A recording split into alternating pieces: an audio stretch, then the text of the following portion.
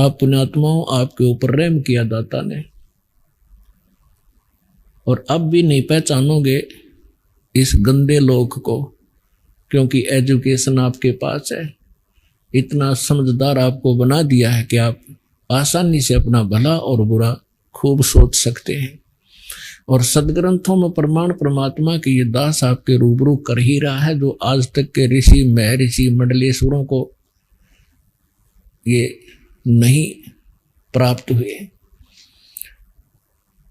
तो सबसे पहले केवल परमात्मा थे, सत्य पुरुष थे, अविनाशी परमात्मा कबीर भगवान थे। उस परमेश्वर का ओरिजिनल नाम जो है कबीर देव है। वेदों में उसे कबीर देव कहते हैं, और हम अपनी मातृभाषा में उसे कबीर कहने लागे। कबीर देव माने साहब परमेश्वर।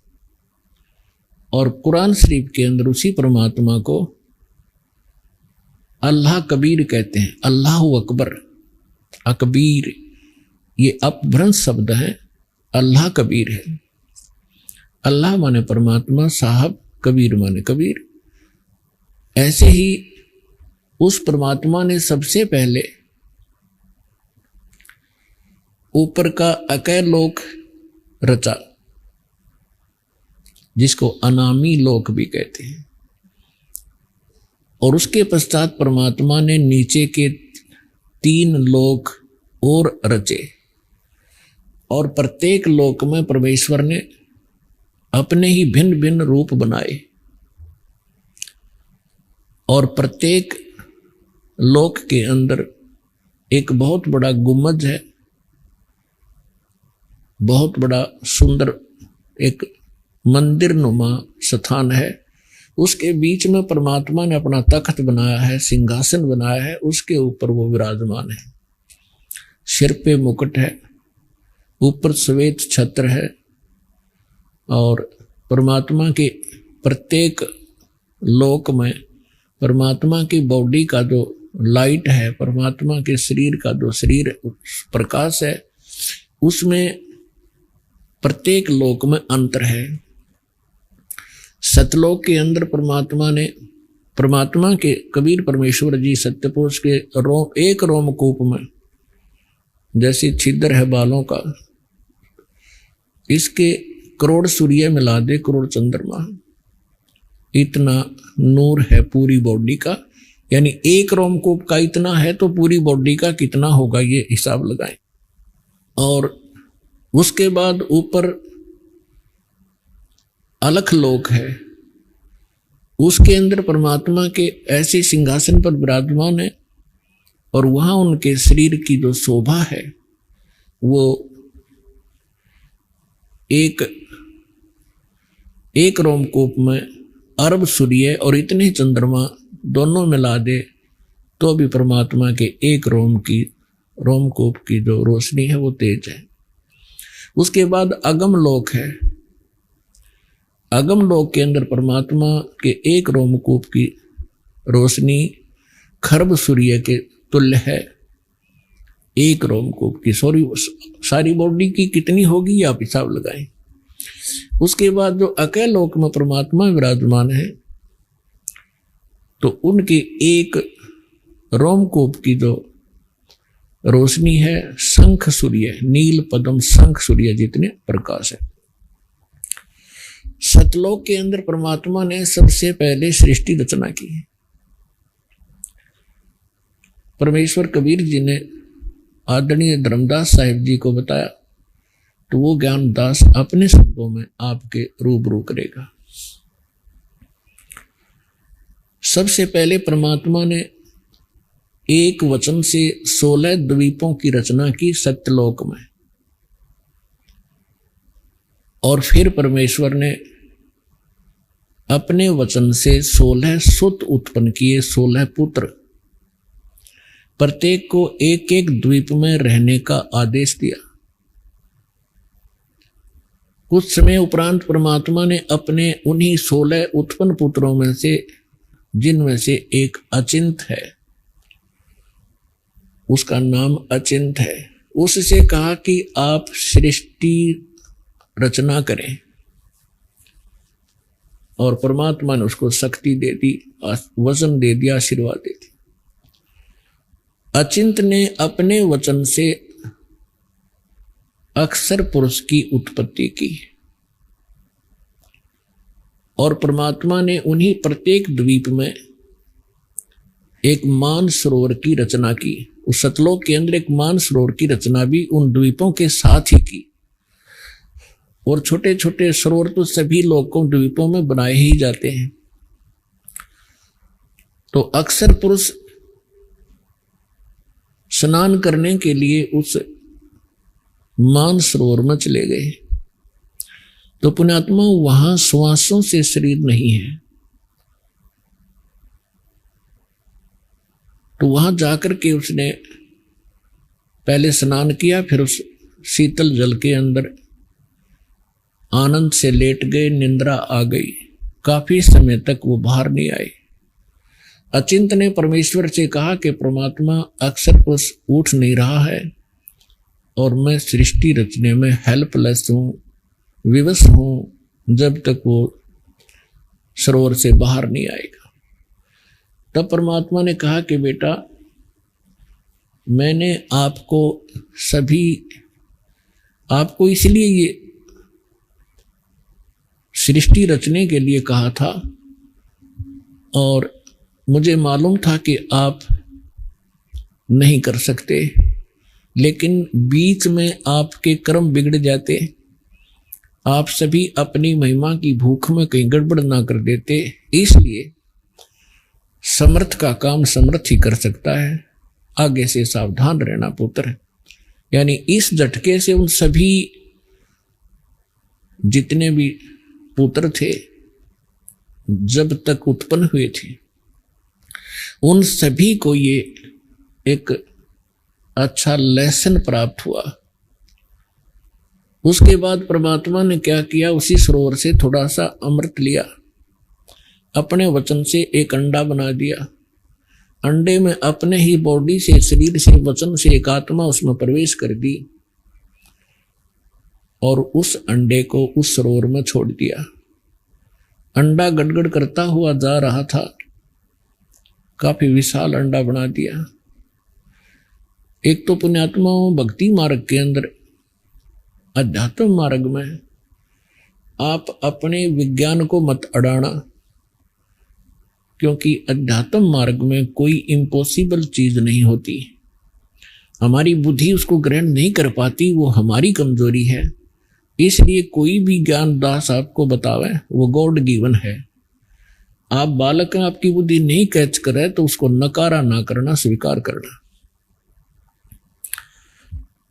अब जो ही वो अंडा नीचे को जा रहा था,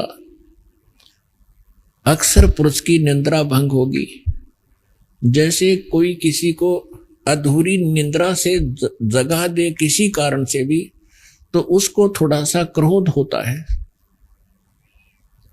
इसी शोर आवाज से वो जागा और क्रोध से देखा कि किसने मेरी निंद्रा भंग करी।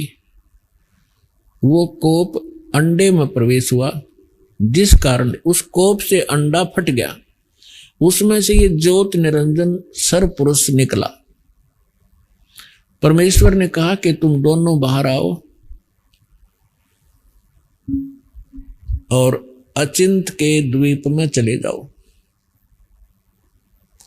अक्षर पुरुष और सर पुरुष ये दोनों आज्ञा का पालन करके अचिंत के द्वीप में चले गए। उसके बाद परमेश्वर सत्य पुरुष ने, कबीर जी ने अपने वचन से हम सभी आत्माओं की रचना की और हमारे लिए सबके अलग अलग महल बनाए, सुंदर द्वीप बनाए, बहुत लंबे चौड़े, और पूरे सतलोक को सदाबहार वृक्षों से युक्त कर दिया। और वहाँ का जो मटेरियल है, वहाँ के जो पदार्थ हैं, बहुत ही स्वादिष्ट और कभी नाश न होने वाले, कभी समाप्त न होने वाले हैं। फिर क्या हुआ, कुछ दिनों के बाद इस ज्योत निरंजन के अंदर एक खरपतवार पैदा हुआ, खुरापात।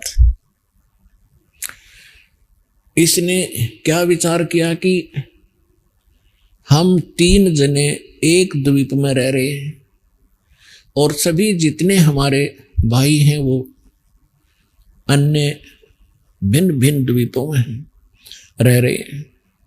तो उसने क्या अपनी बुद्धि से सोचा, उसने तप शुरू किया। जब 70 युग तक तप कर लिया तब परमात्मा ने पूछा कि ज्योत निरंजन आप क्यों तपस्या कर रहे हो, किस चीज की आवश्यकता है तुझे। ज्योत निरंजन ने यानी सरपुरुष ने कहा कि प्रभु पिताजी ये द्वीप मेरे लिए थोड़ा स्थान है, मुझे अलग स्थान दीजिए। तो परमेश्वर ने उनको 21 ब्रह्मांड दे दिए। जैसे एक धनी पिता अपने पुत्र को अलग से 21 यानी कुछ प्लाट दे देवे, ऐसे समझो। उन 21 ब्रह्मांड को पाकर के ये बड़ा प्रसन्न हुआ। उन प्लाटों को देख देख कर फूला नहीं समावे। फिर इसके मन में आया कि इसमें कुछ रचना भी करूं। उसके लिए फिर ये भिखारी, इसने फिर से तपस्या की। जब 70 युग दूसरी बार तपस्या कर चुका तब परमेश्वर ने पूछा कि क्या मांगता है अब तू, जो मांग रहा था तुझे दे दिया। तब इसने कहा कि परमात्मा है पिता, कुछ सृष्टि रचने की सामग्री प्रदान करें ताकि मैं कुछ रचना करूं। तब परमेश्वर ने, कबीर भगवान ने इसको 5 तत्व और 3 गुण दे दिए। अगले बेटा तुम खेल खिलौनों से। इसने ये 21 ब्रह्मांड परमात्मा ने सतलोक के एक कोने में बाहर कर दे दिए इसको। जैसे एक अपनी राजधानी दिल्ली है, एक तो मेन बाजार आदि का स्थान है, एक बाह्य दिल्ली जिसमें विलेज क्षेत्र आता, गांव का ग्रामीण क्षेत्र है। ऐसे इसको बाहर की तरफ 21 प्लाट दे दिए। फिर इसने सोचा कि इसमें कुछ जीव हों, कंस्ट्रक्शन भी कर ली और अकेले का मन नहीं लगता, कुछ आत्मा प्राप्त करूं। और पुण्यात्मा हम क्यों फंसे यहां, हमने क्या गलती करी। जब ये तपस्या कर रहा था कभी इस पैर, एक पैर पे खड़ा होता था, कभी दूसरे पे खड़ा होता था। हम इसकी इन अदाओं पर फिदा हो गए और हम परमात्मा को भूलकर जो सर्व सुख हमें दे रहा था इस पर आसक्त हो गए। और पुण्यात्माओं, ये रोग आज भी हमारे अंदर विद्यमान है, जिस रोग से हम मार खा चुके हैं। जैसे एक हीरो या हीरोइन अपनी रोजी रोटी के लिए अटपट करते हैं, वो चटक मटक करते हैं, कलाबाजी करते हैं। और ये भोले बच्चे, युवा वर्ग, उनका ड्रामा देख के, उनकी एक्टिंग देख करके उन पर आसक्त हो जाते हैं। ये मेरा फेवरेट हीरो है, ये मेरी फेवरेट हीरोइन है। तो यह बुद्धि हमारी वहां से चली थी, बुद्धि भ्रष्ट हुए हम। अब यहाँ कोई बरवाला में आ जावे कोई अभिनेता, इन जवान बच्चों को देखे उड़ा कितनी भीड़ लग जाएगी। और 1 किलोमीटर खड़े खड़े देखेंगे, देखो खड़ा स्टेज पर वह खड़ी, और लेना एक ना देने दे, धक्के खा का आ जाए। वो अपनी रोजी रोटी के लिए बकवाद करते हैं और ये उनके आसक्त हो गए। तो ये रोग हमारा वहां से लगा था। तो उस समय हम अपने मालिक ने भूल गए, इसकी तरफ देख बहुत आसक्त हो गए। परमेश्वर ने बहुत बार आकाशवाणी की कि बच्चों तुम मस्त रहो, इसकी क्रिया पर ध्यान ना दें।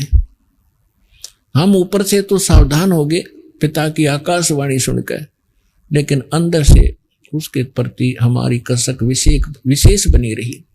वो अंतर्यामी है, वो जान गए कि ये प्राणी अब यहां रहने के योग्य नहीं। जो उस ज्योत निरंजन की रेंज में थे और जो उसको देख रहे थे वो सभी आसक्त हो गए। और असंख्यों। तो फिर उस ज्योत निरंजन ने फिर तप शुरू किया। जब 64 युग तक इसने तप कर लिया, तब परमेश्वर ने पूछा कि भाई तूने जो मांगा था वो सारी वस्तु दे दी, अब क्यों हट कर रहा है, अब क्या चाहता है? तब इसने कहा पिताजी मुझे कुछ आत्मा दे दो, अकेले का दिल नहीं लगता। परमेश्वर ने कहा कि भी देखो 64 युग तूने तप किया, तीसरी बार इसकी प्रतिफल में और तुझे दे सकता हूं, प्लाट कितने ले ले ब्रह्मांड, पर आत्मा नहीं दे सकता। ये मेरा अंश है, मेरी वचन से उत्पन्न हुए हैं, ये मेरी आत्मा है, मेरे शरीर से निकली है। अपने आत्माओं, आप किसी माई बहन से पूछकर देखना। वैसे तो परमात्मा की वाणी में लिखा है कि पिता को पुत्र या पुत्री संतान बहुत प्रिय होती है, बालक, लेकिन मां को उस पिता से भी 100 गुना ज्यादा प्रिय होते हैं बच्चे, ये स्वाभाविक है। तो इसी प्रकार उस परमात्मा के हम बालक हैं, हम उसकी बॉडी से निकले हैं, उनका एक विशेष लगाव है हमारे से, लेकिन हम बच्चे हैं, बच्चे वाली बातें करते रहते हैं। लेकिन किसी भी बच्चे ऊपर आपत्ति आती है तो माता पिता कितने दुखी होते हैं वो वही जान सकते हैं। तो कहने का भाव ये है कि जब उसने 64 युग तप किया तो परमात्मा ने कहा भाई आत्मा तो मैं क्यों नहीं, और प्लाट ले ले, कितने ब्रह्मांड ले सकता है।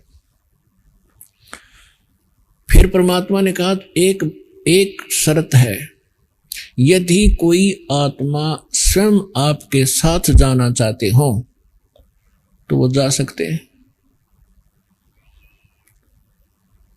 तो पुण्यात्मा युगकाल भगवान हमारे पास आया, जितने भी यहाँ चीटी से लेकर हाथी तक, रंग से लेकर राजा तक, ब्रह्मा विष्णु महेश तक और दुर्गा तक, जितने भी ये देव हैं, ये सभी हम इस काल के जाल में वहां ऐसे फंसे